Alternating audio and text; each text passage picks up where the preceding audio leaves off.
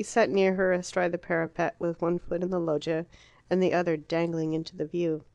His face was in profile, and its beautiful contours drove artfully against the misty green of the opposing hills. "Posing," said Miss Abbott to herself. "A born artist model." "Mr. Herriton called yesterday," she began, "but you were out." He started an elaborate and graceful explanation. He had gone for the day to Poggibonsi. Why had the Herritons not written to him, so that he could have received them properly? Poggibonsi would have done any day, not but what his business there was fairly important. What did she suppose that it was? Naturally, she was not greatly interested. She had not come from Sawston to guess why he had been to Poggibonsi. She answered politely that she had no idea, and returned to her mission. "But guess," he persisted, clapping the balustrade between his hands. She suggested, with gentle sarcasm, that perhaps he had gone to Poggibonsi to find something to do. He intimated that it was not as important as all that. Something to do! An almost hopeless quest. "E manca questo!" He rubbed his thumb and forefinger together to indicate that he had no money. Then he sighed and blew another smoke ring. Miss Abbott took heart and turned diplomatic. "This house," she said, "is a large house." "Exactly," was his gloomy reply. "And when my poor wife died " He got up, went in, and walked across the landing to the reception room door, which he closed reverently. Then he shut the door of the living room with his foot, returned briskly to his seat, and continued his sentence. "When my poor wife died, I thought of having my relatives to live here. My father wished to give up his practice at Empoli. My mother and sisters and two aunts were also willing. But it wasn't possible. They have their ways of doing things, and when I was younger I was content with them.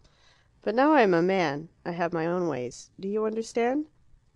"Yes, I do," said Miss Abbott, thinking of her own dear father, whose tricks and habits, after 25 years spent in their company, were beginning to get on her nerves.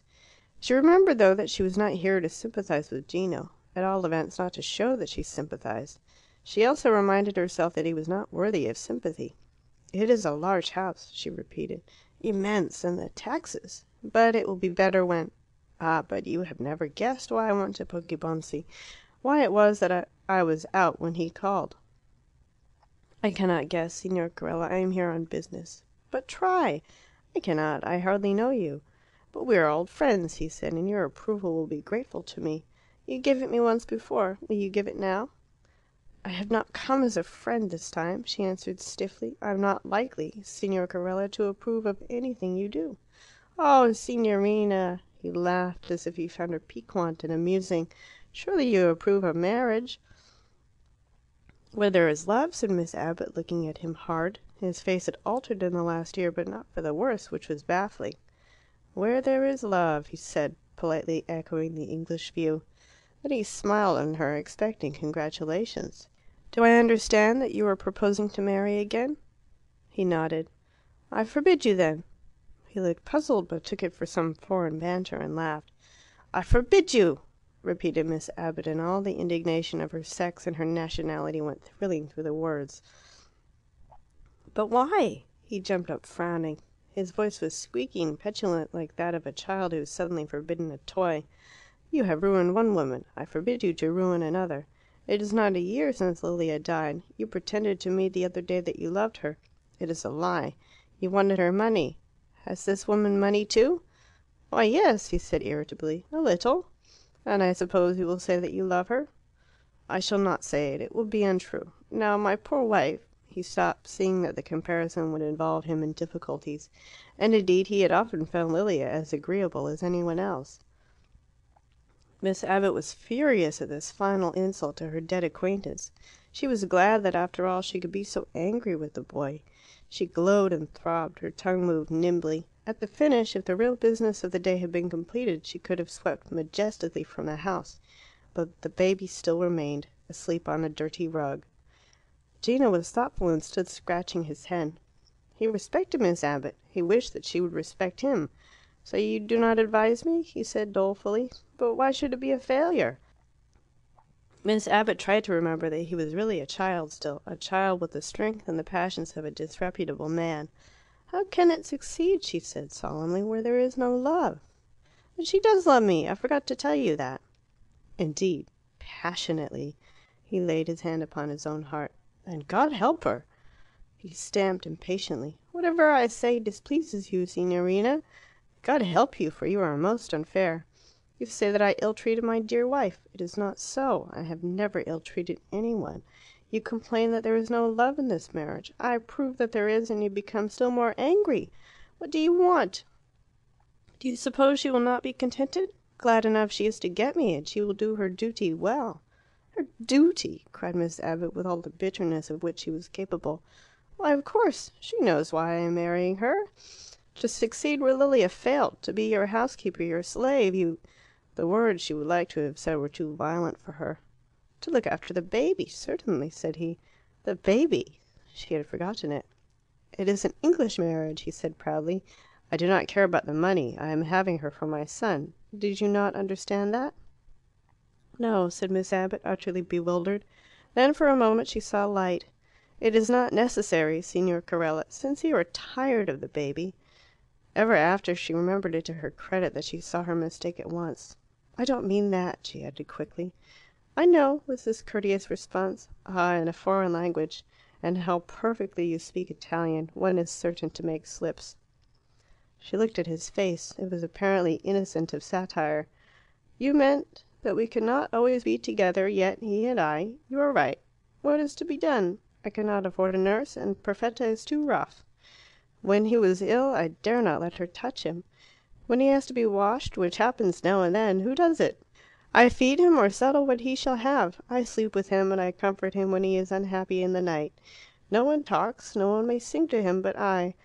Do not be unfair this time. I like to do these things. But nevertheless," his voice became pathetic, "they take up a great deal of time, and are not at all suitable for a young man." "Not at all suitable," said Miss Abbott, and closed her eyes wearily. Each moment her difficulties were increasing. She wished that she was not so tired, so open to contradictory impressions. She longed for Harriet's burly obtuseness, or for the soulless diplomacy of Mrs. Herriton. "A little more wine?" asked Gino kindly.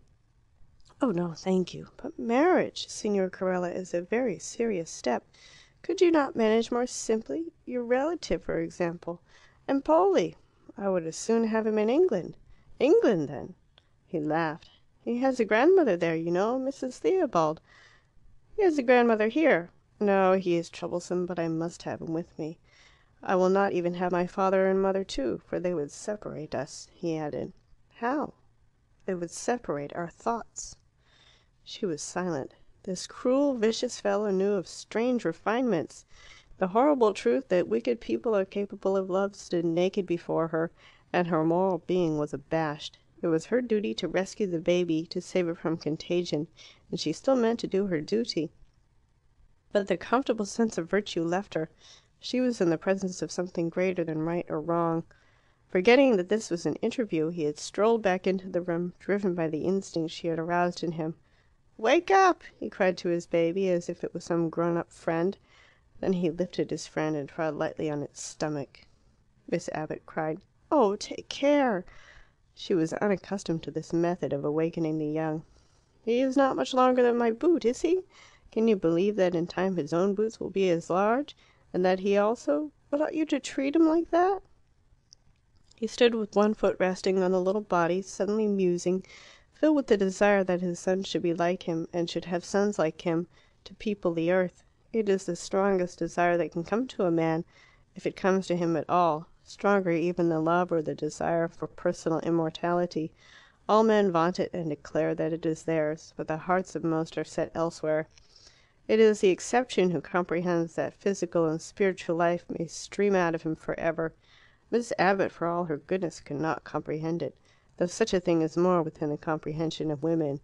And when Gino pointed first to himself and then to his baby and said "father son," she still took it as a piece of nursery prattle, and smiled mechanically. The child, the first fruits, woke up and glared at her.